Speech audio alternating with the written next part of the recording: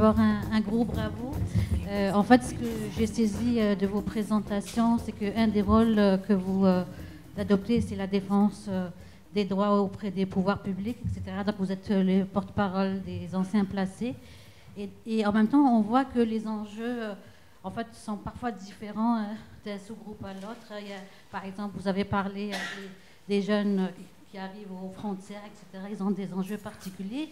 Alors, ma question, c'est est-ce que quand vous faites la défense des droits, vous mettez l'accent sur des enjeux qui concernent l'ensemble des anciens placés pour la mobilisation, ou bien vous vous permettez aussi d'apporter à l'agenda des enjeux spécifiques qui touchent certains sous-groupes, et il peut y avoir aussi des enjeux de priorisation, de tension, etc. Ben non, mais c'est une super question. Ça, c'est-à-dire qu'en fait, en gros, effectivement, il y a des enjeux qui sont parfois un petit peu différents entre les publics placés. Et nous, ce qu'on essaie au maximum, en fait, c'est d'avoir un discours qui soit un discours universaliste, en fait. C'est-à-dire de parler, en fait, pour tous et éviter justement, en fait, de rentrer dans des catégories. Parce qu'en fait, en réalité, si on fait ça, souvent, en fait, l'action publique, les responsables publics, en fait, vont se rentrer dans la brèche et souvent aller vers des politiques qui vont être moins favorables, etc. Et sur la question des mineurs non accompagnés, des migrants, en fait, nous, notre point de vue, mais ce n'est pas le point de vue de la Fédération nationale des ADPAP, mais c'est de dire un jeune placé, c'est un jeune placé, et il n'y a pas de différence à faire, en tout cas dans ce qu'on porte, parce que ce qui se passe actuellement, c'est qu'effectivement, les jeunes migrants en fait, placés sont beaucoup moins bien accompagnés que d'autres, en fait, puisque les prix de journée, l'argent qu'on leur donne est beaucoup plus faible, etc. Et surtout à 18 ans, souvent, ils n'ont pas de contrat jeune majeur, en fait. Donc nous, notre objectif, c'était de dire, on prend la parole au nom de tous, et ça concerne évidemment, y compris les jeunes migrants, en fait. Donc c'était l'idée d'avoir un front commun, en fait, parce que quand on divise trop les messages, surtout en France, c'est peut-être pas le cas au Québec, mais quand on divise trop les messages, en fait, c'est toujours très compliqué, en fait. Et on voulait vraiment être sur quelque chose de commun, qui est le fait d'avoir été placé, et puis voilà, lutter aussi pour avoir plus de droits, quoi. C'est correct, je vais y aller sans micro. C'est un commentaire.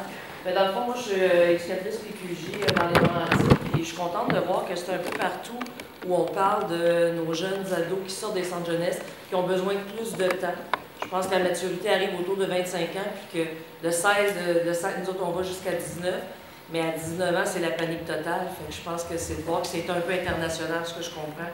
Il faut y tirer un petit peu, parce que la marche est haute, la montagne est dure à gravir. J'aurais peut-être le goût de répondre à votre commentaire aussi. C'est d'essayer aussi de décentraliser l'offre, puis d'aller vers des choses comme nous, on propose aussi, qui est du père aidant. Donc, on est comme complémentaire à ce que PQJ peut offrir, peut-être pour certaines personnes, mais c'est aussi la réalité, c'est que PQJ ou certains programmes comme ça ne sont pas accessibles à tout le monde, d'où l'importance de créer une communauté d'entraide aussi pour soutenir nos jeunes là-dedans. Oui, c'est sûr, effectivement. Nous autres, Laurentides, on est éloignés, c'est sûr que c'est difficile actuellement. Nos jeunes viennent vers plus Montréal. Fait cool. Mais bon, oui, je sais, Et je vais vous inviter avec Care Jeunesse. Si vous voulez, on va venir faire une présentation parce que Care Jeunesse se veut de devenir provincial. Donc, juste comme ça. C'est question-commentaire. Je n'ai pas été placé, mais ça fait 20 ans que je suis dans le domaine du communautaire avec les jeunes qui sortent des centres jeunesse et compagnie. Puis en fait, je trouve ça vraiment louable, je pense en français ça se dit, les initiatives que chacun de vous ont prises, que ce soit en France, que ce soit au Québec, à Montréal, peu importe, par rapport à toute l'aide qui vient une fois que les jeunes sont sortis. Je suis aussi conscient que la PQJ a été mise en place pour essayer d'organiser une sortie, une transition vers la sortie des centres jeunesse. Je me souviens plus de votre nom, le deuxième, monsieur. Moi, oui. C'est Léo. Mathieu. Tu as nommé quelque chose que j'avais nommé auparavant, que j'avais entendu dans une autre conférence, où est-ce qu'on demande aux jeunes placés de devenir des adultes beaucoup plus rapidement. Une inégalité. Et c'est le fun d'entendre des trucs qui se passent dans d'autres pays, parce que je me dis, c'est pas juste nous autres. Mais si c'est un truc qui est quasiment mondial, pourquoi est-ce qu'on est encore dans de la réaction, puis pas de la prévention? Pourquoi est-ce que le système n'est pas... Qu'est-ce qu'on peut faire pour changer le système pour qu'à 18 ans, 21 ans, 25 ans, on n'est pas dans la réaction à dire « Oh my God, inégalité, ils ont de la difficulté, on va les trouver des appartements, on va donner des services, on va les envoyer vers des services qui ne sont pas nécessairement gratuits pour ne pas les abonner à de la dépendance de ça. Mais pourquoi est-ce que le système n'est pas... Qu'est-ce qu'on peut faire pour changer le système? Ou est-ce que, plutôt que d'arriver à une mauvaise transition pour certaines, parce que c'est pas tout le monde qui sort, qui tombe à la rue, on le s'entend, mais il y en a quand même beaucoup, puis ces gens-là qui sont... c'est des jeunes marginalisés qui réussissent pas à une transition normale et on a de la difficulté à travailler avec eux lorsqu'ils sont ensemble. Peut-être que le système est malade. Qu'est-ce qu'on peut faire pour changer? C'est une grosse question, je suis désolé, mais je suis en réaction envers ça depuis plusieurs années, puis j'ai une occasion d'en parler.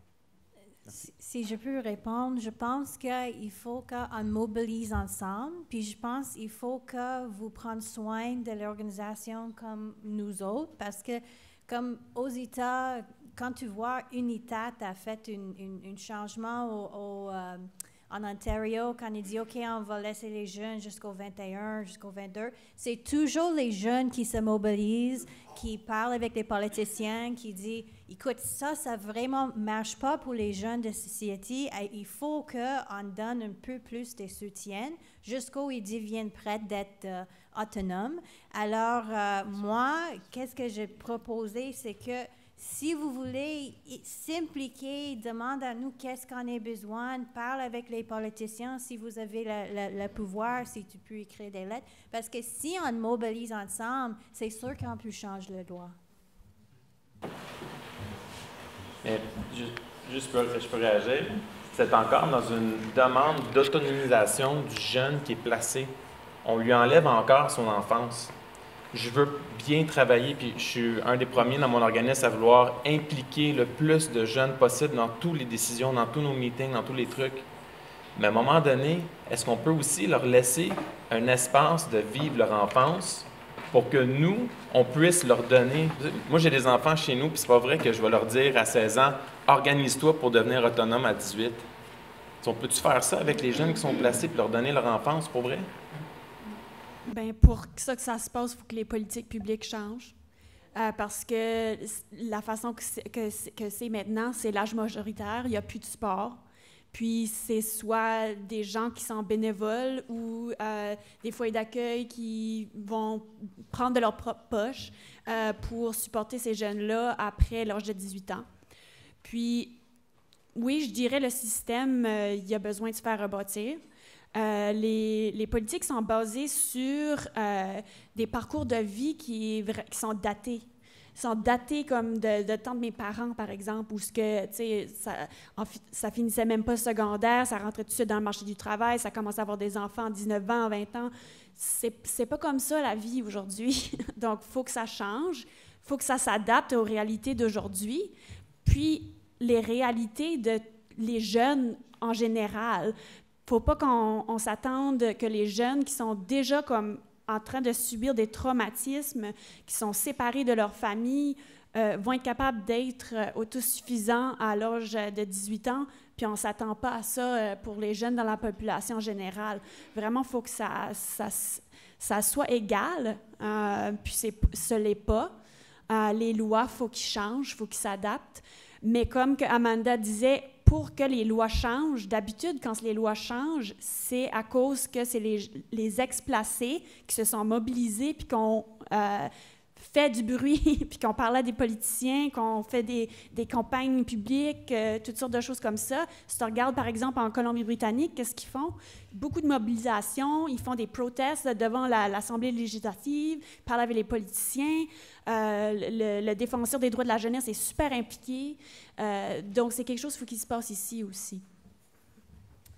Je suis complètement d'accord avec ce qui vient d'être dit et je voudrais rajouter que c'est vrai que le paradoxe, en tout cas en France, mais même ici, c'est que c'est un sujet politique qui est simple à résoudre globalement. C'est-à-dire qu'en fait, ce qu'il faut, c'est de l'argent. Non, mais globalement, en fait, c'est quand même un sujet assez simple, en fait. Alors, on peut parler de l'intervention, des modalités d'accompagnement. Il y a des choses à faire, surtout en France, sur comment est-ce qu'on permet aux jeunes de vraiment accéder à la transition à l'âge adulte. Et il y a des choses qui ne sont pas bien faites au niveau des structures, ça c'est sûr. Mais en tout cas, le fond du sujet, c'est quand même le fait que, en tout cas, le gouvernement français et les départements en France ne veulent pas mettre de l'argent sur la table. Et c'est pas énorme, c'est-à-dire que c'est en gros entre 200 et 400 millions d'euros. Alors, ça a l'air beaucoup comme ça. Mais toute la question, c'est quel est le coût en fait de l'inaction? Est-ce que ça coûte pas plus cher en fait de pas aider concrètement en fait? Et Et ça, le problème, c'est que tout le monde sait que ça coûte beaucoup plus cher. Parce qu'après, tu te retrouves dans des centres d'hébergement, comme tu disais tout à l'heure, Victoria, avec des personnes qui ne sont pas dans ta situation, des personnes qui sont en situation de grande vulnérabilité, de toxicomanie, qui n'ont pas le même âge. Donc c'est vraiment en fait des trajectoires de vie qui vont être heurtées pour longtemps et qui du coup seront un coût aussi pour la société. Et donc je pense qu'il faut effectivement aller sur le côté, ça coûte moins cher en fait, clairement. Et derrière ça, il faut aussi, à mon avis, aller sur la question du recours. Et je pense que les professionnels doivent davantage en fait outiller les jeunes à faire valoir leurs droits, parce qu'en tout cas, nous, en France, c'est quelque chose qui est très peu connu. La Convention internationale des enfants, elle est très peu connue. Les lois sont très peu connues. Et en fait, le droit, c'est quand même un phénomène d'autodéfense aussi pour les premiers concernés. C'est-à-dire que plutôt que de se lamenter sur le fait qu'on n'a pas de PQJ, pas de contrat jeune majeur, en France, tu peux faire un recours si tu n'as pas de contrat jeune majeur. Sauf que très peu de gens le savent et on les accompagne pas suffisamment assez. Il y a de l'aide juridictionnelle. Enfin bref, tout ça n'est pas mis en place. Je pense qu'il faut aller beaucoup sur la question des idées, faire davantage connaître la recherche. Et je pense aussi que de la formation, ça compte aussi tout ce qui est connaissance. Et la dernière chose, je pense qu'elle est aussi autour de la mobilisation. C'est ce qui a été dit à l'instant par Mélanie, c'est que le pouvoir du storytelling, il est fort, et je crois qu'il faut aussi arriver à mobiliser l'opinion publique. Je pense que ça, c'est vraiment central aussi pour faire avancer les choses. Nous, la grande fierté qu'on a depuis 6 mois, c'est que c'était un sujet qui n'était pas du tout connu et qui est devenu un sujet en fait, de débat public. C'est tout nouveau, en fait, et moi, ce que je trouve fort, en tout cas dans tout ce qui a été dit ce matin, dans toutes les associations qui ont été présentées, c'est que j'ai l'impression à un moment que c'était un spectacle de ventriloque, en fait. C'est-à-dire que j'aurais pu faire genre je parle, en fait, mais c'était Jessica, c'était Victoria qui parlait à ma place, parce qu'en fait, on disait la même chose, les mêmes mots, etc. En fait. Donc il y a aussi peut-être quelque chose à faire à l'international, je ne sais pas si ça marche, etc. Mais en tout cas, si c'est pour le plaisir de revenir à Québec ou ailleurs, en fait, on est tout à fait partant. Et les Argentins, c'est inspirant ce qu'ils ont fait très clairement. Dernière chose, c'est quand même la question de la place de la jeunesse. C'est-à-dire que c'est pas que les jeunes placés, c'est les jeunes précarisés qui se mobilisent pas assez, c'est pas eux qui votent le plus. Et donc il y a un gap qui se crée entre les jeunes inclus et les jeunes exclus, avec tout ce que tu disais tout à l'heure sur l'âge des expérimentations. Quand on est jeune, c'est le moment où on expérimente plein de choses. Pour les jeunes placés, c'est pas le cas en fait. C'est le moment où on n'a pas le temps, quoi, justement. Donc il faut voir plus large, quoi. Et juste pour ajouter à ce que Léo disait sur pourquoi pas faire quelque chose au niveau international, alors sûrement certains d'entre vous le savent, mais cette année, c'est quand même assez historique. La résolution des Nations Unies va porter sur la protection de l'enfance. Donc c'est la première fois. Le rendu, la thématique choisie sera donnée en octobre 2019.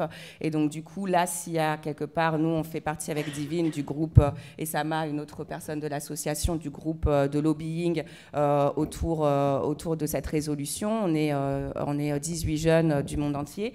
Et si là, il y a bien quelque chose à faire, c'est peut-être essayer de se positionner là-dessus. Il y a moyen de faire aussi bouger quelques lignes, même si ça reste une résolution. Voilà. Mais voilà, c'était juste à titre d'information. Je pense que c'est quand même... en tout cas, on était très contents que les Nations Unies se posent cette question à ce moment-là, en tout cas. Puis pour ajouter à votre autre question, la question sur l'enfance, moi aussi je trouve que c'est une question de très importante. Puis l'année passée, je vraiment pense à une parable.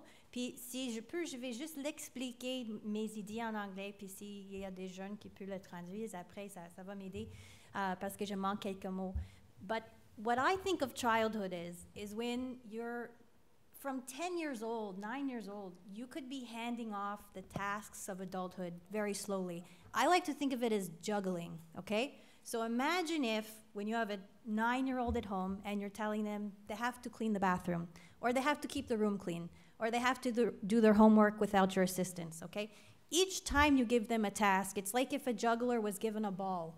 And you slowly hand off these tasks of adult responsibilities from a very young age. And for some children, their parents never did that, never taught them to cook for themselves, to clean for themselves, to take care of their homework themselves, to manage getting to the doctor and the dentist, and all of these things are very important.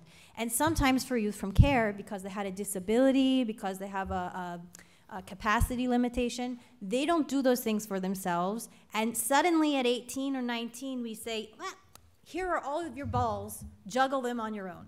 And I think that that's the big mistake. So what I would say is they can be children, but they also need to be taught from before 16. slowly, over time, how can they be more independent? Which task can we hand off? And you know, when you start teaching a kid a new task, you say, okay, you're responsible for your bedroom. Suddenly, 2 weeks later, you go in the room, it's a disaster, okay? They drop the ball. It's fine, because then you go in and you say, okay, what did you not understand about cleaning your room? And you slowly teach them how to do that. For youth from care, we give them all of their balls too soon, or we don't give it to them until they are supposed to do everything on their own, and then they can't manage. And I think adulthood is learning not only how to juggle, because you can't possibly juggle all of the balls of adulthood at once, but really, I think when you reach that autonomy period, it's when you're teaching your child, when a young adult realizes, these are the ones that I can responsibly put down at this moment, so I can focus on this, and then I can put this one down and I can pick another one up. So I would say children should be children, and we should be teaching youth how to be children and also how to be adults from the age of 8, 9, 10, 11, slowly over time.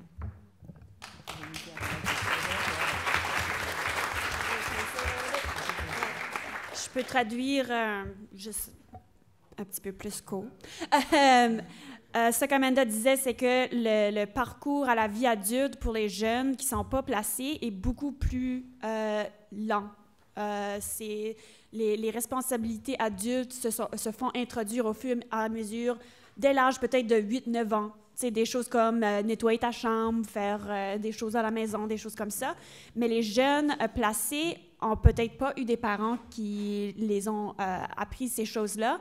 Et on s'attend qu'une fois qu'on est rendu à l'âge de 18, qu'on a toutes les balles dans les mains de toutes les responsabilités adultes, puis on sait maintenant parce qu'on a 18 ans, mais on n'a jamais été appris, on n'a jamais eu le temps. Donc, ce qu'Amanda disait, c'est possible d'introduire lentement des tâches de responsabilisation, même si que les jeunes sont placés, mais il faut commencer beaucoup plus tôt que 16 ans. Il faut commencer vers 8-9 ans et faire ça lentement, parce que lorsqu'ils vont avoir 18 ans, ils pourront avoir moins de balles à jouer. Merci. Je suis docteur Amal Abdelbaki, psychiatre, un peu comme Dave. On travaille un peu ensemble. Dave travaille dans un organisme pour les jeunes qui se retrouvent en situation d'itinérance. Moi, je travaille en psychiatrie, aussi avec des jeunes qui se retrouvent en situation d'itinérance. Donc, on a beaucoup de jeunes qui sont des jeunes qui étaient placés dans les centres jeunesse.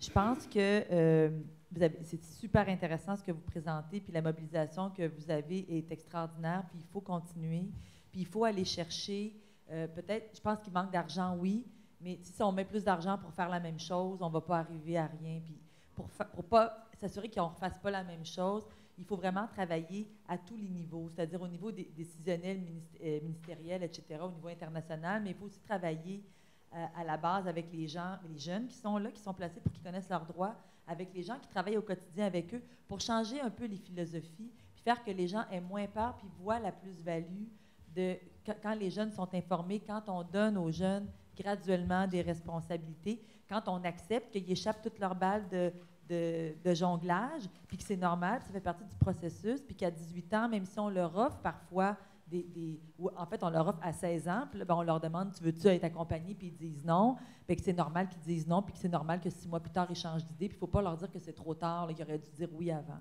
Fait que, tu sais, je pense que ça, c'est des changements qu'il faut amener, puis vous avez soulevé, on a eu la même discussion sur la santé mentale lundi, vous avez soulevé comment il y a beaucoup de micro-pratiques, en fait, ça c'était le propos de Dr Rousseau, qui se font. C'est un peu comme si, encore en ce moment, dans plein de domaines, que ce soit en santé ou que ce soit dans les centres jeunesse ou dans des organismes, il y en a des belles choses qui se font. Ça se fait souvent un peu de façon délinquante, cachée, parce que ce n'est pas dans les normes. C'est ça qu'il faut mettre à la lumière du jour, ou ça se fait en recherche parfois. Fait que je vous encourage beaucoup à aller chercher de l'appui. Le storytelling, c'est super puissant. Vous allez toucher des gens qui sont parfois placés à des endroits où on a tendance à se méfier d'eux, mais des fois, des gens bien placés qui portent le message peuvent nous aider à aller plus loin. Bravo pour vos initiatives.